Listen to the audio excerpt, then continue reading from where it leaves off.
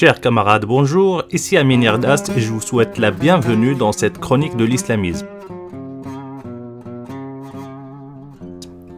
Aujourd'hui, nous allons traiter le deuxième épisode de la série Viol des captifs de guerre en islam. Si vous n'avez pas eu l'occasion de regarder le premier épisode, n'hésitez pas à le faire. J'ai mis l'URL en description.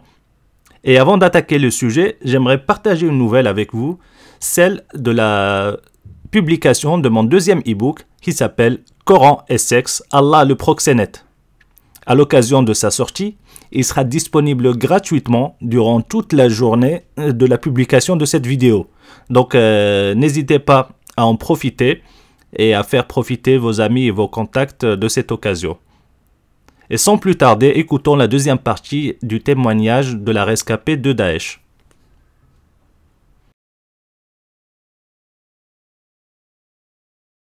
فالثاني يوم هم قسمونا طلعوني ويا 63 بنت هم بنات اخويا وياه الى غير مقر بالموصل.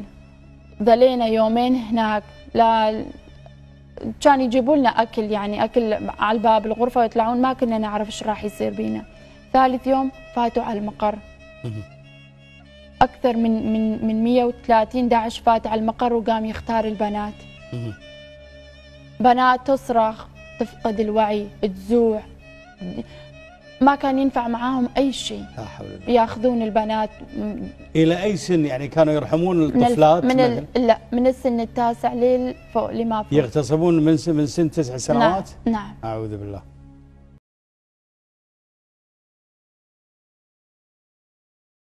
J'aimerais qu'on se penche sur ce qu'elle vient de dire. Elle nous explique que les djihadistes violent les filles à partir de 9 ans.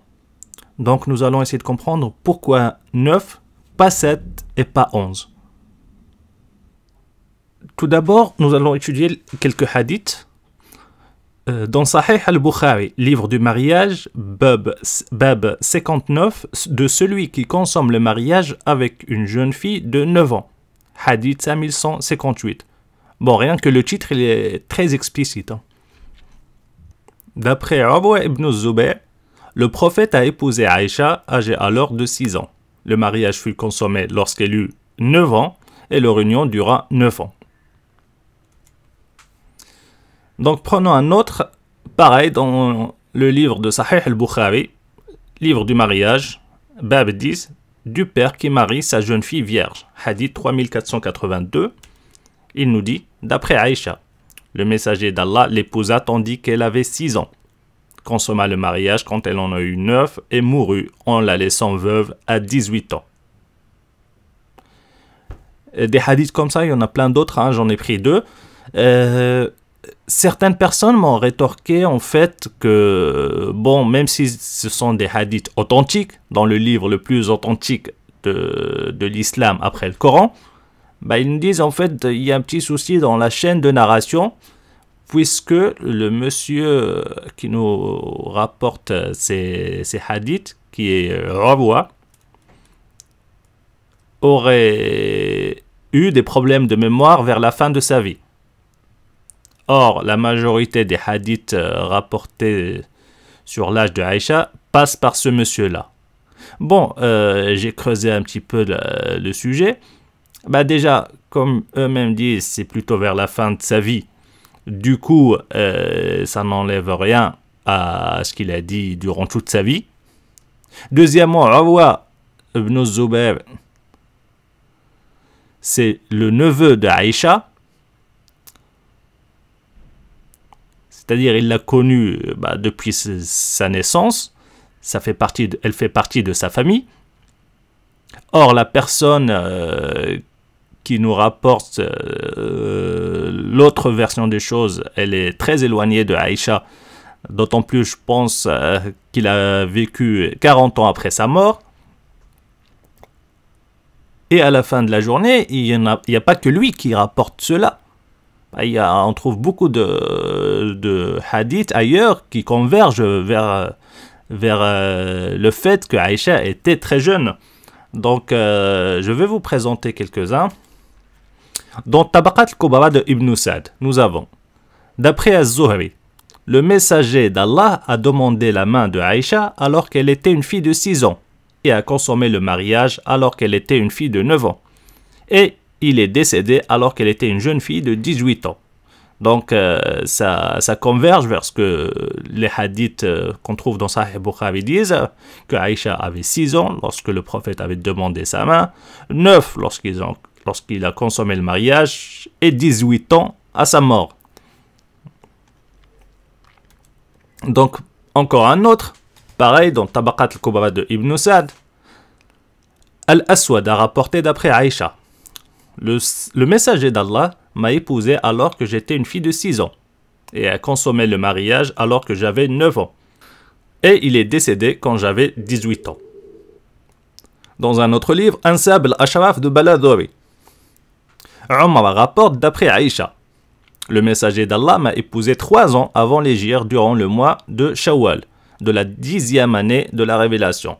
Et il a émigré à Médine le lundi 12 nuits passées du mois de Rabi' al-Awwal et a consommé le mariage après 8 mois de l'hégire.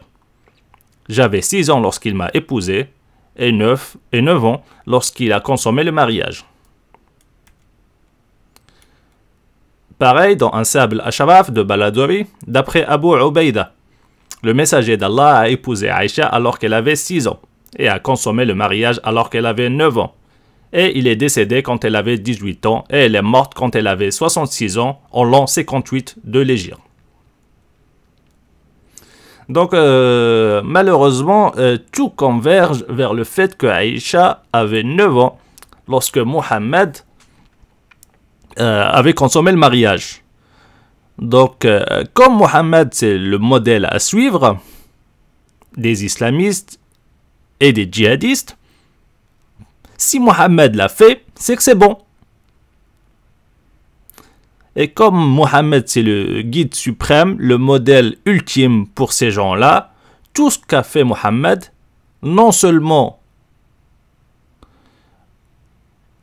est bon, mais aussi halal, validé par Allah d'une manière ou d'une autre, puisque c'est lui le messager d'Allah. Donc si lui il l'a fait, c'est que c'était pour nous montrer que c'était possible de le faire, et voire c'est même apprécier qu'on le fasse et qu'on suive le modèle.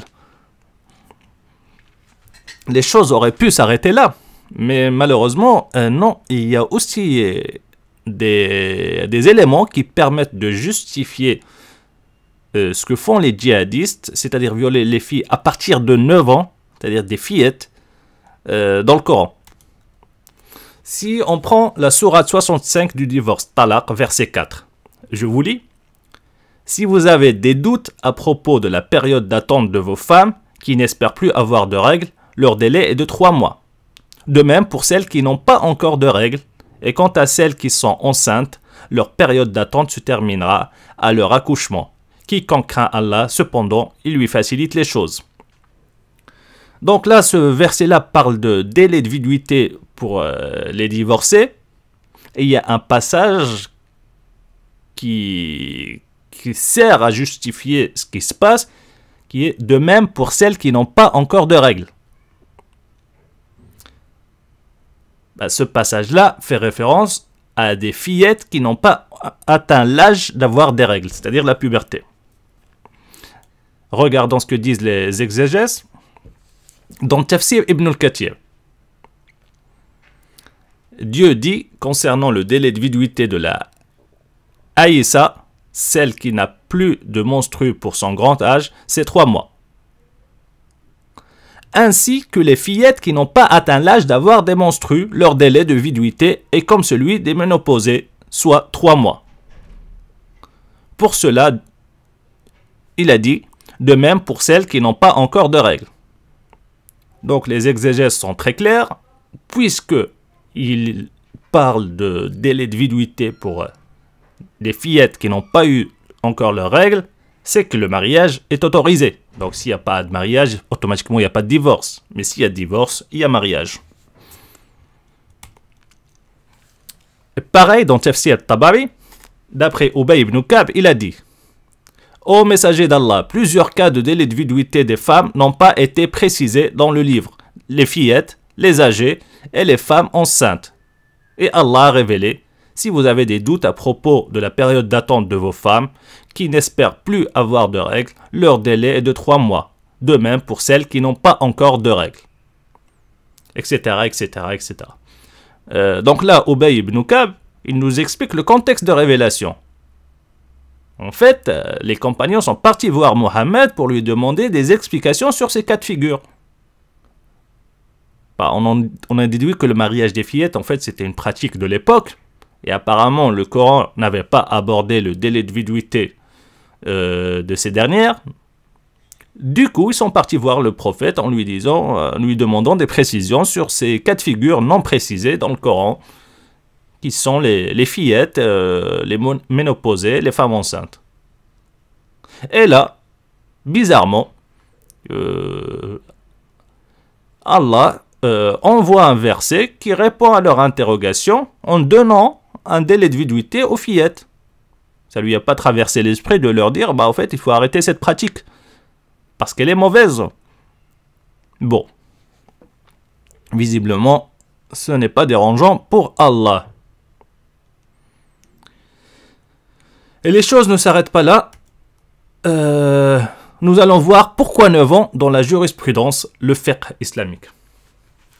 Là, j'ai pris l'encyclopédie du fiqh, le Mawsou'a al-Fiqhiyya, qui est édité par le ministère des Affaires islamiques du Koweït. Dans le tome 27, chapitre de l'enfance, qu'est-ce qu'on trouve? Je vous lis. Délai de viduité de la petite après divorce ou décès.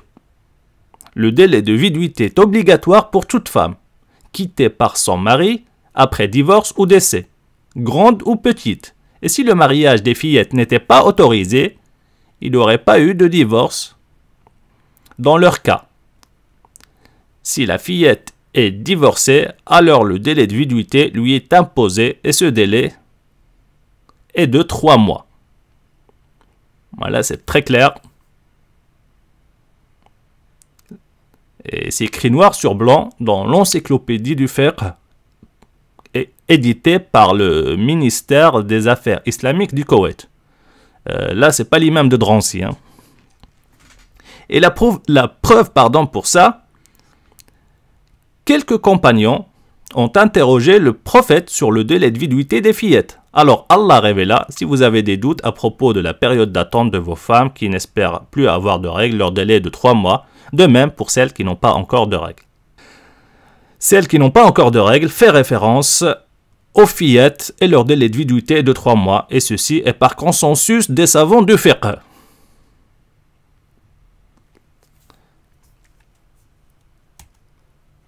On continue. Et si le délai de viduité est suite à un décès, il est de 4 mois et 10 jours. Avec comme preuve le verset « Ceux des vôtres que la mort frappe et qui laissent des épouses. Celles-ci doivent observer une période d'attente de 4 mois et 10 jours. » Verset 234 de Surat al-Baqarah, la vache. Le terme « épouse » est un terme générique qui désigne les grandes comme les fillettes. Et le délai de viduité des fillettes est de 4 mois et 10 jours. Et la fillette, durant le délai de viduité, a droit au logement et à la pension, et cela est détaillé dans les courants de jurisprudence sous le terme al-idda, délai de viduité. Bon, apparemment, la fillette aurait droit à la pension et à logement. Alléluia.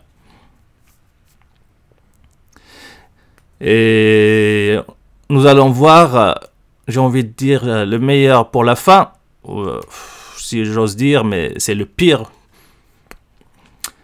Nous avons dans un ouvrage qui s'appelle Bada'i' al-Fawaid.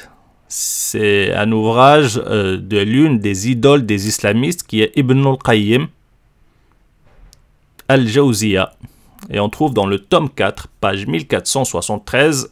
Accrochez-vous, c'est du lourd. On raconte, d'après Ahmed, qu'un homme avait peur que sa vessie craque en retenant le sperme durant le ramadan. Du coup, il le sort sans préciser comment. Il a dit: d'après moi, il peut le sortir de la manière qui ne rend pas le jeûne d'autrui, comme se masturber avec sa main, ou le corps de sa femme ou son esclave qui ne jeûne pas. Et s'il a une esclave, enfant ou fillette qui se masturbe avec sa main, également la mécréante, il est autorisé d'avoir des rapports avec elle ailleurs qu'au vagin.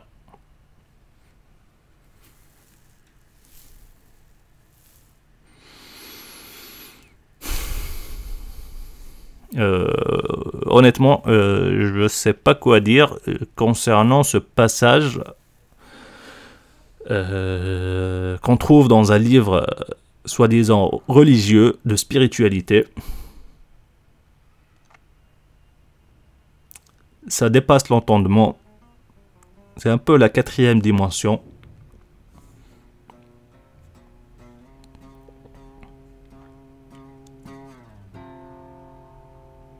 Enfin bref.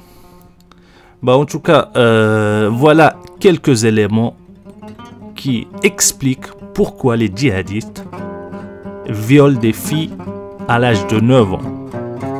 Sans scrupules, sans remords, sans état d'âme. Avec cela, j'arrive à la fin de cet épisode.